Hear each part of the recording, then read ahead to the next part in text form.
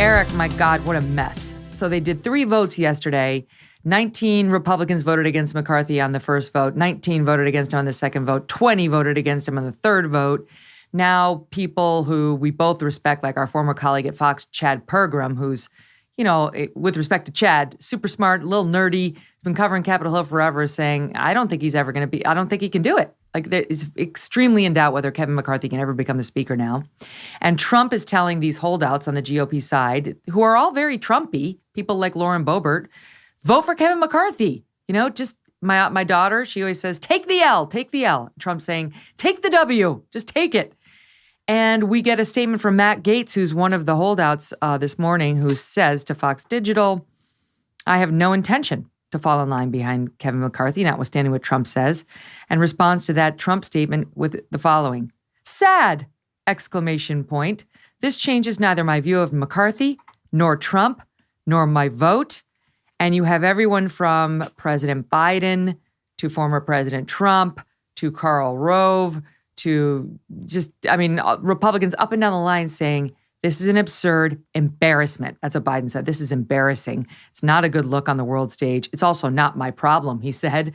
So where do you stand on it, and how are people supposed to be thinking about this right now? Well, first of all, Happy New Year, Megyn. And yeah, what a way to kick off the new year with some infighting on the GOP side and the Dems just licking their chops saying, look at them. They can't even get their act together. My comment to the CNN's Anderson Cooper and Don Lemon, they're just loving it and making kind of fun of the GOP.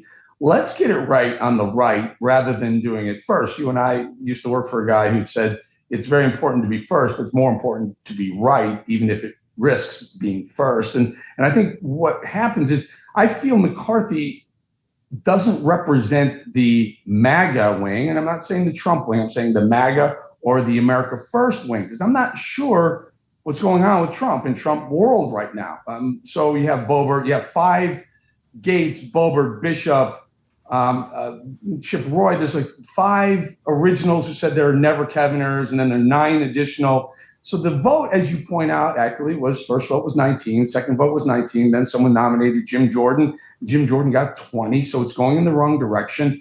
Here's the thing. I don't think Kevin McCarthy is going to be the speaker. I just don't think it's going to happen, especially since Gaetz, after Trump came out and said, vote for Kevin, he is probably going to be a great speaker. And Gaetz said, no way, it doesn't matter. I'm still not voting. If those coalition of 5 don't vote, which I think they're poised not to vote for McCarthy, it's gone beyond politics. Now it's personal. McCarthy's going to have to step away at some point, whether it's vote 4 or 40. At some point, he's going to have to say, I'm not going to get it. And then there has to be some horse trading, some compromising on who it's going to be.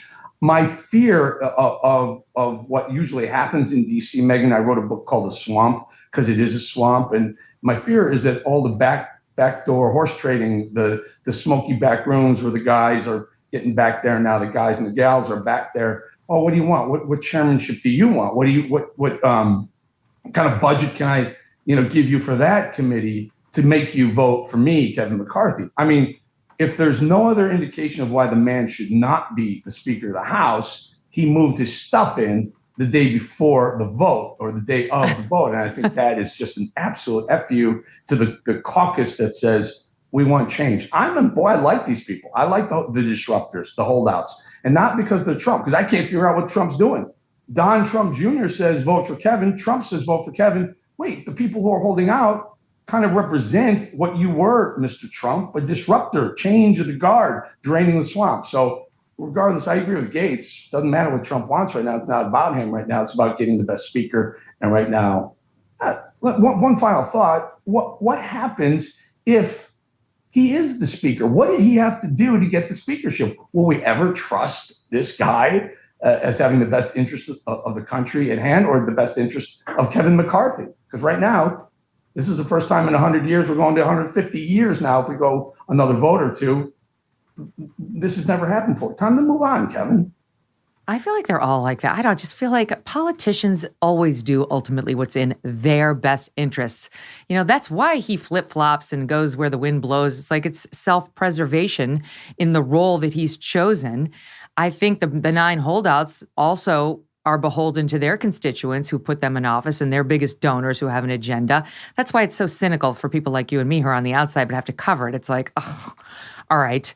In any event, if they replace Kevin McCarthy, what's going to change, right? Like the name you keep hearing as a possible replacement is Steve Scalise, but he's not going to, is he really going to run the House that much differently than Kevin McCarthy would have? I mean, the Republicans, it's not like they're suddenly going to back Democrat agendas. Well, all right, look at it this way.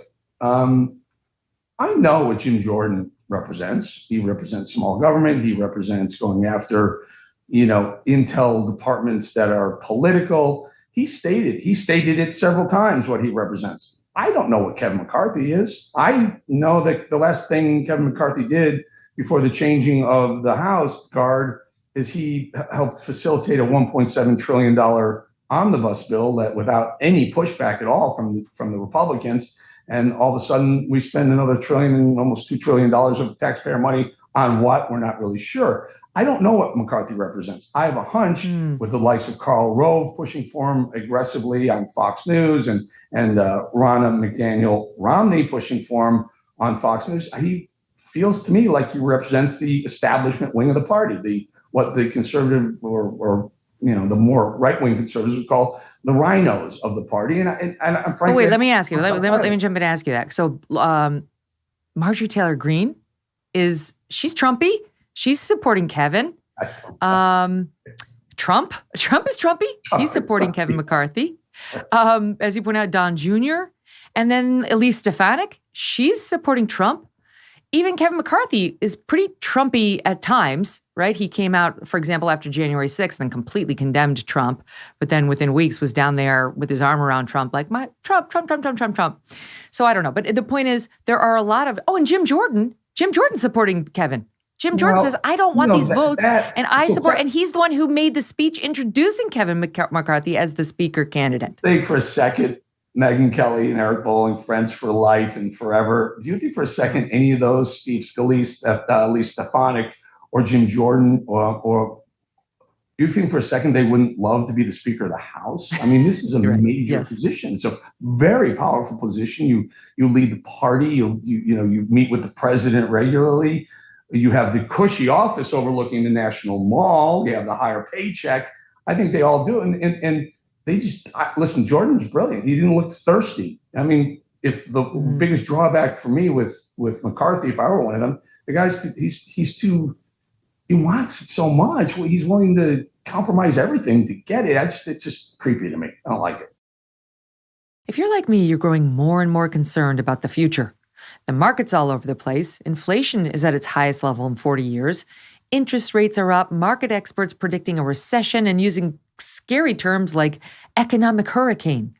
If you want to protect your future, call a precious metal dealer I trust, American Hartford Gold.